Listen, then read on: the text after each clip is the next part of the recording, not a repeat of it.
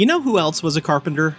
Jesus. Someone in the comments section is probably going to say that at some point in the near future. Nah, who am I kidding? It'll just be a couple of people saying first, and then a third person saying fourth, and then some bots, and then someone will call me an SJW, and then I'll stop looking at the comments. Alright, anyway, 1988's The Carpenter sucks. It comes across as a student film, but somehow the student's uncle knew Wings Hauser and got him to show up in exchange for a sandwich or two. You may have noticed all this pointless footage of someone sawing. That's how this movie begins. It never gets more exciting than this.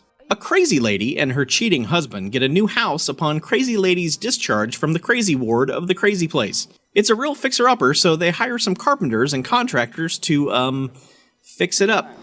Hey guys, you want to give me a hand with the, scaffolding? You're an idiot. Okay, so I'm an idiot, so great. So give me a goddamn cigarette, idiot. Oh, geez, sorry, I only got 11 left. Only 11, nice guy. Nice dickhead. Come on, guys, back to work, huh? Break, boss. Listen, you've been on a break for the last half hour. It doesn't look good. Come on. Hey, one more smoke, huh? Back to work. Come on, get going. Now. Wow, what a riveting Canadians take a work break scene.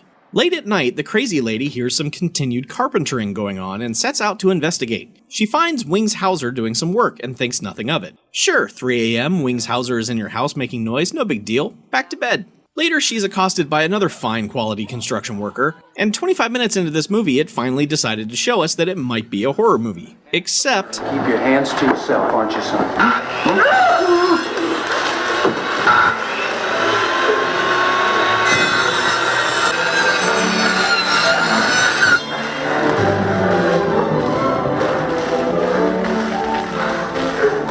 Best get some rest. I'll man these things.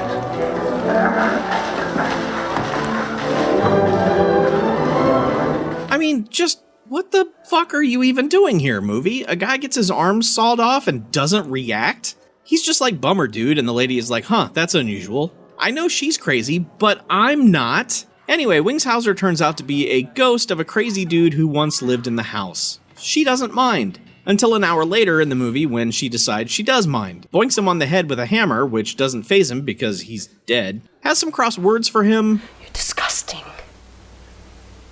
You make me sick. You're filthy, and you're dead, and you smell bad.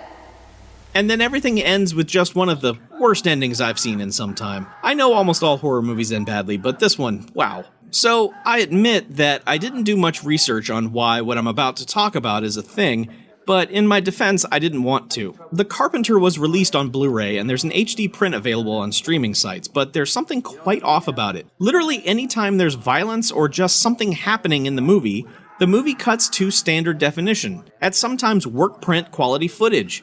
I mean, almost any time something happens. Were the reels of people talking and nothing happening kept in a secure vault? And the reels containing scenes where something might happen were set on fire or something? Maybe this helps explain why that first kill is so completely shit, but what gives? I've seen something like this before with My Bloody Valentine, where the unrated gore is edited back into a much better looking print, but that was mere snippets of footage. In the case of The Carpenter, it's entire scenes. It's nuts. Did someone try to edit this down into some art house thing where a crazy lady and crazy Wings Hauser just hang out together in a rundown house? What's going on here? Despite ending with the dude being set on fire and chasing after our heroine, The Carpenter is trash. It's terrible, and it's also super duper Canadian. Well, if you don't care, why don't you just give him up?